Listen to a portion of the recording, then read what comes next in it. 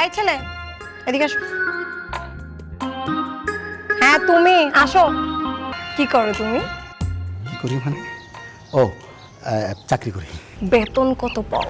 ও, বেতন এই 30,000 টাকা। চলবে?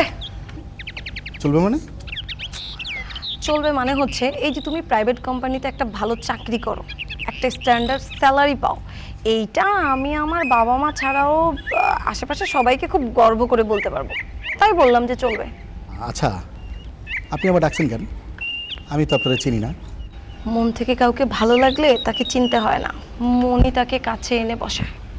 আচ্ছা, ধন্যবাদ। হ্যাঁ, আমি আসি। আসি মানে? আমার মন তোমাকে প্রথম দেখাতেই ভালোবেসে ফেলেছে। একটু বসো, তোমার সাথে একটু গল্প করি, একটু আড্ডা দেই। সরি আপা, আমি তো এখানে বসতে পারবো না। এই পার্কে এই যে মেয়েরা বুঝছেন, এই যে উল্টাপাল্টা কথা বলে, ভালোবাসার কথা বলে ফিটিং দিয়ে রাখে। কি বললা তুমি? মানে তুমি আমাকে ওইসব মেয়েদের সাথে তুলনা করলা? ঠিক আছে, আমি যে খারাপ মেয়ে সেটা প্রমাণ দাও। আরে আমি আপনাকে খারাপ বলি না, আমি বলছি ওই টাইপের কিছু মেয়ে আছে। এসব মানে? তার মানে কি তার মধ্যে আমিও?